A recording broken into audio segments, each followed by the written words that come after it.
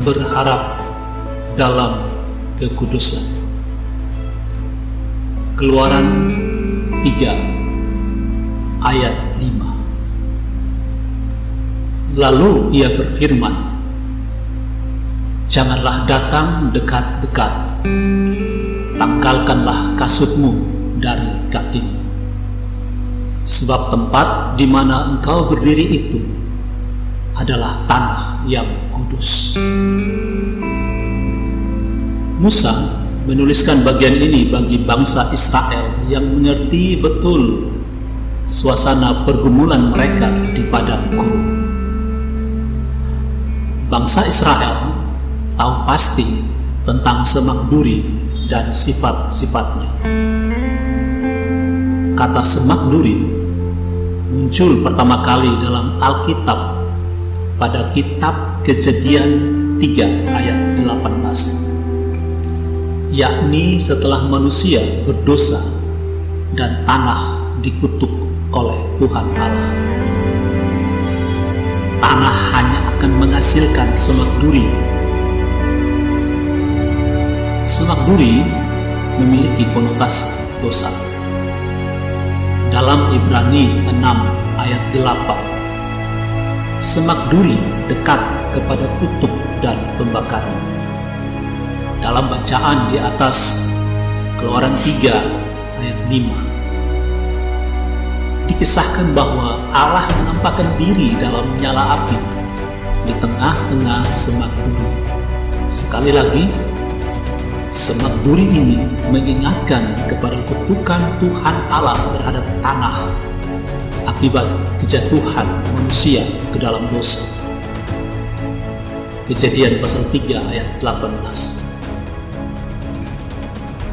Israel digambarkan seperti semak duri, penuh dosa dan sudah dekat kepada kehancuran. Tetapi Tuhan Allah muncul dari tengah-tengah mereka dan memakai hidup mereka yang lemah ini untuk menyatakan kemuliaan Allah. Tuhan Allah memanggil Musa untuk tujuan ini.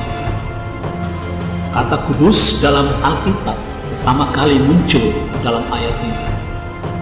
Yesus adalah pribadi yang kudus.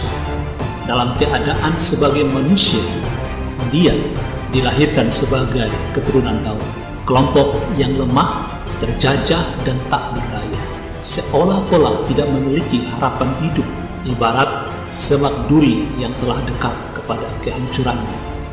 Di akhir hidupnya, Yesus Kristus tergantung di kayu salib semak duri. Namun dari semak duri ini lahirlah pengharapan akan kemuliaan melalui iman kepada Yesus Kristus. Seperti dalam Yohanes 3 ayat 16 berkata, karena begitu besar kasih Allah akan dunia ini, sehingga ia telah mengaruniakan anaknya yang tunggal, supaya setiap orang yang percaya kepadanya tidak binasa, melainkan beroleh hidup yang kekal.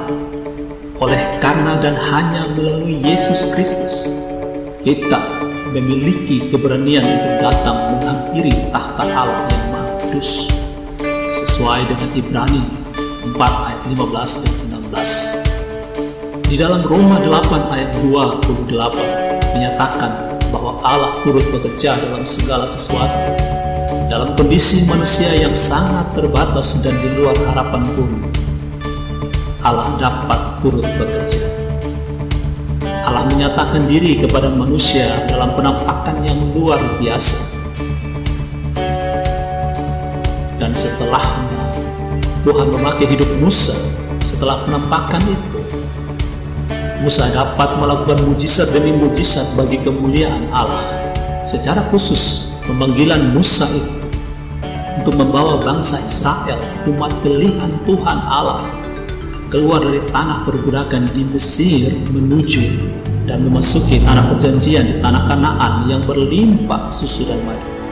Dalam hidup kita, Allah dapat memulihkan dan memakai kita dalam segala kondisi yang terbatas dari kita bagi rencana dan janji Tuhan Allah. Kudus berarti berbeda.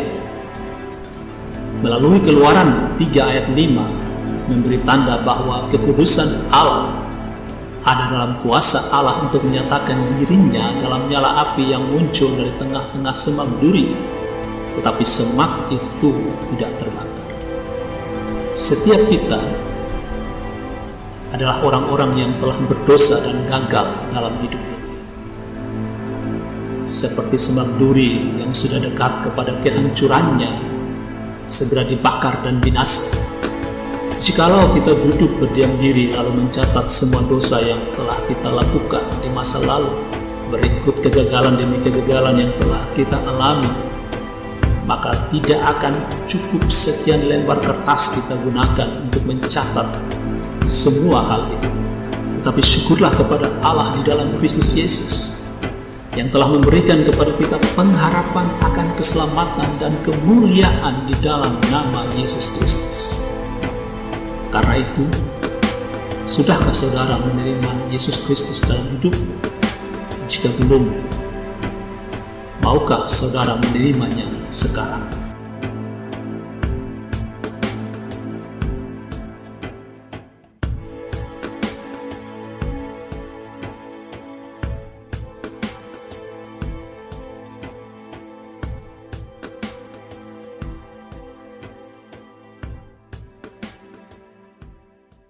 Jika belum, maukah saudara berdoa sekarang? Saudara dapat mengikuti kata-kata saya. Tuhan Yesus, saya mengaku bahwa saya adalah orang berdosa. Ampunilah saya, Tuhan. Saya membuka hati saya bagimu. Masuklah dalam hati dan hidup saya. Jadilah Tuhan dan Juru Selamat saya. Menjadi Raja atas kehidupan saya selama-lamanya. Roh Kudus, baharuilah hidup saya dan didiklah saya menjadi dewasa di dalam Tuhan. Bapa, terima kasih telah mengangkat saya menjadi anak. Dalam nama Tuhan Yesus Kristus. Amin.